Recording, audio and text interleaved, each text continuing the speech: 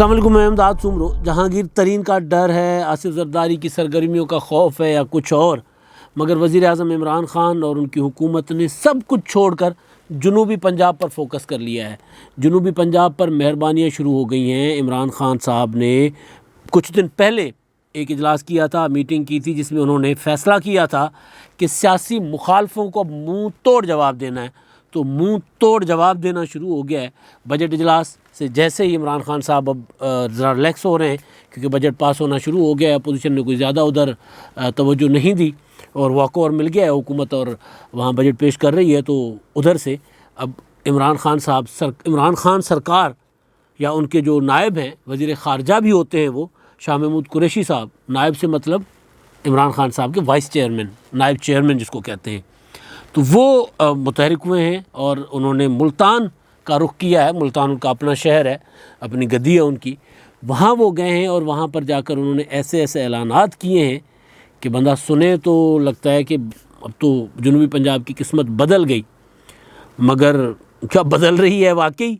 उसके पीछे भी एक बड़ी कहानी है कि जनूबी पंजाब को फ़ंड्स दे के और फ़ंड्स के पीछे किसको भेजा जाता है कि फ़ंड्स जा रहे हैं और उठा के वापस ले आओ। ये भी एक बड़ी दिलचस्प कहानी है। लेकिन बहरहाल आज मखदूम शाह महमूद कुरैशी साहब ने मुल्तान में प्रेस कॉन्फ्रेंस की और जब वो टीवी पर नमूदार हुए, प्रेस कॉन्फ्रेंस में बैठे हुए थे, तो पीछे उनके लग साहब बैठे हुए थे साथ। तो मैं हैरान था कि कुरैशी साहब जो हैं वो किसी बैरून मुल्क दौरे पर होंगे, वाशिंगटन होंगे, काबुल बैठे होंगे या कहीं ऐसे किसी और मुल्क में हों, तो नहीं बैठकर प्रेस कॉन्फ्रेंस कर रहे हैं। कुछ इस तरह का होगा, क्योंकि हालात इस तरह के हैं ना आजकल। अफ़गानिस्तान में जो कुछ हो रहा है, वो अमेरिका का सदर जो है वो अशरफ गनी से मिल रहा है, अब्दुल्ला से मिल रहा है, तो वो अफ़गानिस्तान में अमरीकी फ़ौज का इनखला और उसके बाद के ख़तरा तो हमारे सर पर ही मंडला रहे हैं। तो मेरा ख़्याल था कि कुरैशी साहब कहीं किसी और मुल्क में बैठे हुए प्रेस कॉन्फ्रेंस कर रहे होंगे। मुमकिन है कि अपने इलाके के लोग हैं तो उनको साथ ले गए हों। और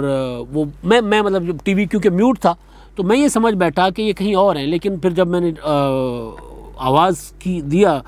टीवी को आवाज़ बुलंद की ज़रा, तो फिर मैं सुनना शुरू हुआ कि ये तो पूरा जनूबी पंजाब से शुरू होकर जनूबी पंजाब पर ही ख़त्म हो रहे हैं। होना भी चाहिए, उनकी कॉन्स्टिट्यूंसी है, उनका इलाका है, उनका वसेब है, बिल्कुल होना चाहिए। वादा किया हुआ है लोगों के साथ, 100 दिनों में सूबे का वादा किया हुआ है, तो 100 दिनों में अगर सूबा पूर्ण नहीं बना तो चले, 3 सालों में ही कोई ना कोई चीज़ वो लेकर पहुँचे हुए हैं। तो अच्छी बात है कि वो क्या लेकर पहुँचे हैं, लेकिन सवाल ये है कि क्यों लेकर पहुँचे हैं। तो उस सवाल का जवाब ज़ाहिर है, सीधा सीधा है, साफ़ है, और वो ये है कि क्योंकि अब जनूबी पंजाब पाकिस्तान की सियासत में बहुत ज़्यादा अहमियत अख्तियार कर गया है। जनूबी पंजाब पे पहले होता था, पूरे पंजाब पर फोकस होता था। अब क्योंकि पंजाब में तो वो जो नवाज़ शरीफ ने गिरप बनाई हुई है ख़ास तौर पर सेंट्रल और नॉर्थ पंजाब पर, तो वो तो फिर कोई तोड़ना मुमकिन नहीं है। मुमकिन नहीं है तो मुमकिन तो खैर सारा कुछ होता है, लेकिन मुश्किल तरीन है। जनूबी पंजाब ज़रा आसान है वहाँ उसको टारगेट करना।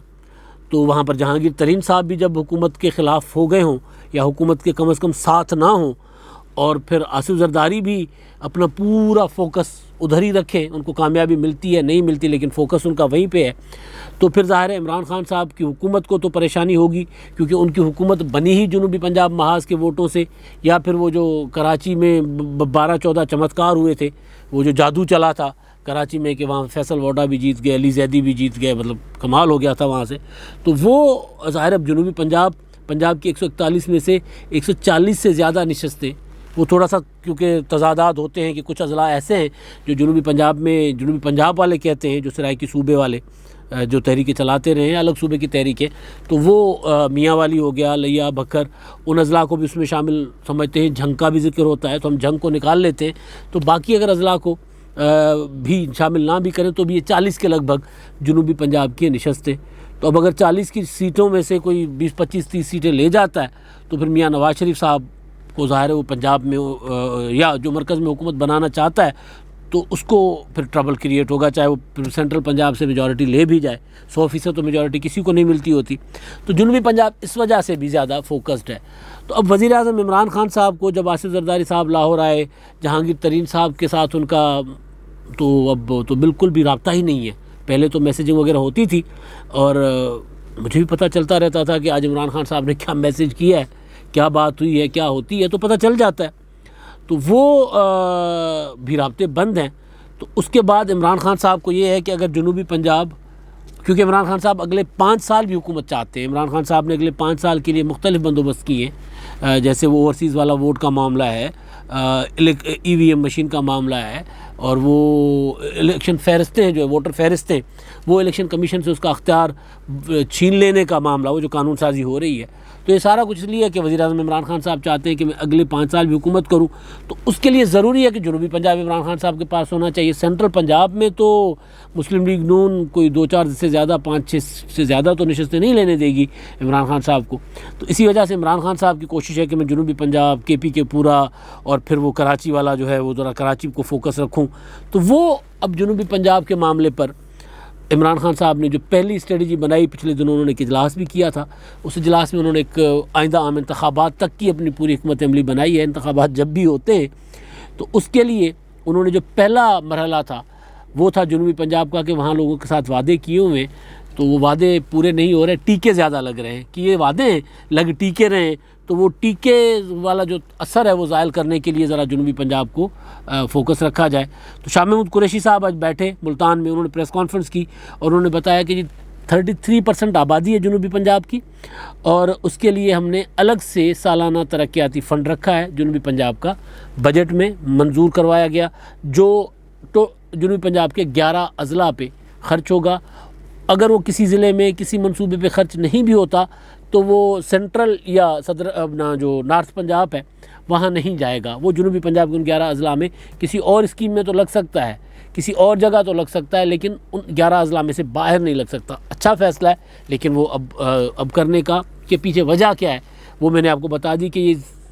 जनूबी पंजाब में से अगर हमें कुछ नहीं मिला तो फिर हम तो अपोजिशन में भी नहीं रहेंगे, क्योंकि अपोजिशन में भी फिर तीसरे नंबर पे रहेंगे, फिर मुकाबला होगा नून लीग और पीपल्स पार्टी का। तो इसलिए जनूबी पंजाब को ज़रा फोकस रखो। और दूसरा, जनूबी पंजाब सेक्रेटेरिएट वादा सूबे का था, सेक्रेटेरिएट का ऐलान हुआ 100 दिन गुजरने के बाद, काफ़ी बाद हुआ, और वो सेक्रेटेरिएट बनने के बाद वहाँ पे अफसरों का तबादला हुआ और उसके बाद वो गैर फ़ाल हो गया। अब मुर्शिद शाह महमूद कुरैशी साहब ने वहाँ पर ऐलान किया कि जी मुल्तान सेक्रेटेरिएट के लिए 63 एकड़ ज़मीन मुख्तस कर दी गई है, जहाँ पे एक सेक्रेटेरिएट भी बनेगा और GR बनेगा, और अगस्त तक इस पर काम शुरू हो जाएगा। अच्छा जी, और 30 एकड़ जो है उसकी निशानदेही कर दी गई है बहावलपुर के सेक्रेटेरिएट के लिए, यानी 2 सेक्रेटेरिएट होंगे, एक जनूबी पंजाब के, एक मुल्तान का, एक बहावलपुर का। और बाकी फिर उन्होंने कहा कि हमने कहा है वज़ीर आला साहब को कि हमें अख्तियारात चाहिए, जनूबी पंजाब के जो अफसर होंगे वो पोस्ट ऑफिस नहीं होंगे, वो डाकिए नहीं होंगे, वो खुद डिसीजंस लेंगे, जैसे चीफ सेक्रेटरी खुद डिसीजन लेता है, जैसे कोई सेक्रेटरी लाहौर में बैठा हुआ, पंजाब सेक्रेटेरिएट में बैठा हुआ खुद फैसले लेता है, जनूबी पंजाब में बैठे हुए अफसर खुद फैसले लेंगे। अच्छी चीज़ है, लेकिन इसके पीछे इस आलम में जब मतलब वज़ीर ख़ारजा को कहीं और होना चाहिए था, जब वज़ीर ख़ारजा को अफ़गानिस्तान के मामले को लेकर दुनिया जहान में सफारतकारी करनी थी कि भाई यहाँ पर अब ये जो नया एक तूफ़ान खड़ा होगा, ज़ाहिर है इसका पहला रुख तो पाकिस्तान की तरफ होगा, अमेरिका वहाँ से निकल जाता है, उसके बाद अगर तालिबानाइजेशन बढ़ती है तो उसको कैसे कंट्रोल करना है। माजी में भी अमेरिका वहाँ पे निकल गया था रूस को तोड़ने के बाद, तो ये बला तो हमारे घर आई, हम कई दहाइयों तक दहशतगर्दी का निशाना बनते रहे, तो ज़ाहिर सोचा तो यही जाना चाहिए था। अकल तो यही काम करती है कि वज़ीर ख़ारजा साहब को इस वक्त कहीं और होना चाहिए था उन मामलात में। FATF में पाकिस्तान फंसा हुआ है, और आज जब उन्होंने जैसे ही प्रेस कॉन्फ्रेंस ख़त्म की तो सबसे पहला सवाल हुआ उनसे FATF का था, तो FATF पे उन्होंने फिर जो भी बात करनी थी वो कर ली, लेकिन अफ़गानिस्तान का मामला था, अफ़गानिस्तान के मामले को वो फोकस नहीं कर रहे। उनका फोकस अगर जनूबी पंजाब है इन दिनों, तो ज़ाहिर आप समझ जाएँ कि खौफ कितना बड़ा है जहांगीर तरीन का और आसिफ जरदारी साहब का, या इवन मुस्लिम लीग नून का। ज़ाहिर मुस्लिम लीग नून का तो खौफ बड़े अरसे से है। तो अच्छा, एक और बात बड़ी दिलचस्प की कुरैशी साहब ने कि वो जो कपास का मसला है ना, वो अब CPEC के चेयरमैन देखेंगे वहाँ पे। ये बड़ी दिलचस्प सूरत हाल है। वो जो कपास की फसल कम हुई, कपास का बहरान पैदा हुआ हमारे यहाँ, कीमतें नहीं प्रॉपर मिली, फसल प्रॉपर नहीं हुई किसानों को, क्योंकि कपास का मरकज़ हमारे यहाँ ज़ाहिर जनूबी पंजाब है या कुछ सिंध के कुछ अज़ला हैं, तो ज़्यादा तो जनूबी पंजाब से होती है कपास। तो वो उन्होंने कहा कि CPEC के chairman retired general Asim Salim Bajwa साहब जो हैं वो वहाँ पर आएंगे कॉटन रिसर्च इंस्टीट्यूट में, और फिर वहाँ पर वो क्या कहते हैं चाइना के साथ और उनके साथ एक नई रिसर्च वगैरह का कोई मंसूबा बनाएंगे। उन्होंने कहा कि उनके साहबजादे ज़ैन कुरैशी उनका हल्का है तो वो भी साथ होंगे, अच्छी चीज़ है। लेकिन बहरहाल ये सीपैक का मामला जो है, सीपैक का नहीं, कपास का मामला सीपैक में चला गया। तो बात वापस जनूबी पंजाब से अफ़गानिस्तान तक चलते हैं। तो अफ़गानिस्तान वाला मामला है तो वो तो ज़ाहिर है वहाँ पर ये कर नहीं सकते कुछ, क्योंकि यहाँ पर अफ़गानिस्तान का मामला हो तो उनको, मेरा ख्याल है कि शाह महमूद कुरैशी साहब को समझ तो आती होगी लेकिन उनकी वहाँ तक रसाई नहीं होगी कि वो कोई और ही देख रहा होगा अफ़गानिस्तान का मसला जो है, या फिर FATF का मसला है तो वो भी उनकी समझ से शायद बाहर होगा, या जो शराइत हैं वो ये पूरी नहीं कर सकते। लिहाजा बजाय बाहर जाकर शराइत सुनने के फिर बेहतर है कि मुल्तान पहुँचे और जनूबी पंजाब का मामला, क्योंकि वरना फिर जहांगीर तरीन और आसिफ जरदारी और मुस्लिम लीग नून वो फिर अपना कोई अगर काम दिखा गए, अभी अगर इनको कंट्रोल नहीं किया, क्योंकि इमरान खान साहब की पहले मैंने बताया ना जनूबी पंजाब महाज की वजह से उनकी हुकूमत बनी हुई है, तो वो वहाँ पर रोकने की कोशिश करें, लेकिन उनका मुकाबला करने की कोशिश करें। लेकिन एक और मसला इस हुकूमत को दरपेश है, वो बड़ा कमाल है, क्योंकि उस्मान बुज़दार सरकार के जितने किस्से सुने, जितने अफसाने सुने, आप भूल जाते हैं कि क्या होती है माल बनाना किसको कहते हैं। सिंध में सुनते थे कि अफसरान जो हैं वो पैसे देकर लगते हैं। पंजाब निस्बतन बाकी सूबों से बहुत ज़्यादा मेरिट पर और वैसे भी ज़रा इंतज़ामी तौर पर मजबूत सूबा है, तो यहाँ पर इस तरह का तस्वर नहीं था कि डिप्टी कमिश्नर कहीं लगे तो वो पैसे दे। यहाँ पर पैसे देकर अब इस हुकूमत में जो इमरान खान साहब ने जो निज़ाम लेकर आए हैं उसमें, और अब ये बात सरेआम है कि जनाब फ़िलहाल बंदा बैठा हुआ है और उससे बात करें, आपने कहीं का डिप्टी, यानी आप ज़ाहिर सरकारी उसमें हो, आपने किसी ओहदे पे लगना है, आपकी कोई पोस्टिंग आपको चाहिए, वो पोस्टिंग मिल जाएगी। जितना क्या कहते हैं मीठा डालेंगे, गुड़ डालेंगे उतना मीठा होगा, तो वो गुड़ डालते हैं अफसरान और फिर चले जाते हैं किसी ज़िले में। तो उसका नतीजा ये हो रहा है कि जनूबी पंजाब के लिए फ़ंड तो मुख्तस हो रहे हैं लेकिन ख़र्च नहीं हो रहे। अब ख़र्च क्यों नहीं हो रहे? हमारे दोस्त हैं हबीब अकरम साहब, उन्होंने कहा कि जनाब CM हाउस में टीके लगते हैं, टीके। अब वो टीके क्या, उन्होंने टीके मुतारिफ़ कराए टीके, तो वो टीके क्या जी, टीके लगते हैं कि जी अब एक डिप्टी कमिश्नर जो है, पहले सपोज़ एक ज़िला है, कोई सा भी ज़िला उठा ले, मैं नाम नहीं लेता क्योंकि वो फिर वहाँ के डिप्टी कमिश्नर माइंड कर जाएंगे। एक ज़िला है, कोई सा भी ज़िला ABC, ज़िले में आपने 3 अरब रुपए का फ़ंड्स दे दिए कि वहाँ पे फ़लाँ काम होगा, कॉलेज बनेगा, सड़क बनेगी, ये होगा, वो होगा, अस्पताल बनेगी। तो वहाँ पे आपने अफसरान अपनी मर्ज़ी के भेज दिए ताकि वहाँ से वो अपना हिस्सा जो है पूरा वो वहाँ से लें, और वो जो बड़े जो टीके लगे, बड़े बड़े टीके, वो फिर उनका असर जो है वो दूर तक जाए। तो फिर होता ये है कि फ़ंड यहाँ से जाते हैं लाहौर से, और वहाँ से फिर वापस लाहौर ही आते हैं। यानी लाहौर आके मतलब ये नहीं है कि लाहौर की किसी सड़क पे लगते हैं। जनूबी पंजाब के फ़ंड जनूबी पंजाब में जाएँ, गुजरांवाला जाएँ, किसी भी ज़िले में पंजाब के, पहले फ़ंड जाते हैं, फिर या पहले अफसर का तैनाती की जाती है, फिर फ़ंड्स जाते हैं, फिर वो फ़ंड्स से हिस्सा जो है वो बड़े बड़े टीके लग के वो वापस आ जाते हैं। तो फिर जनूबी पंजाब के लिए बेशक शाह महमूद कुरैशी साहब ने कहा कि जी तरक्याती फ़ंड्स जो है वो वहीं खर्च होंगे, नाम तो वहीं के होंगे, मगर टीके की शक्ल में वापस आ जाएंगे और वहाँ ख़र्च कोई नहीं होगा। तो फिर सवाल ये है कि क्या फिर वो जो लोगों के साथ वहाँ वादा किया गया तरक्की का वो पूरा होगा, या फिर इलेक्टेबल्स को सिर्फ अपने साथ रखने के लिए ये सारा कुछ किया जा रहा है। इमरान खान साहब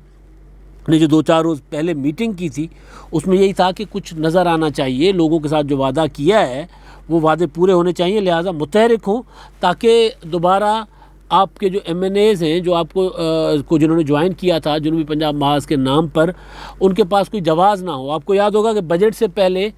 और कुछ अर्से पहले से प्रेस कॉन्फ्रेंसें भी हुई कि हमारे साथ तो वादा किया गया था उसका सूबे का,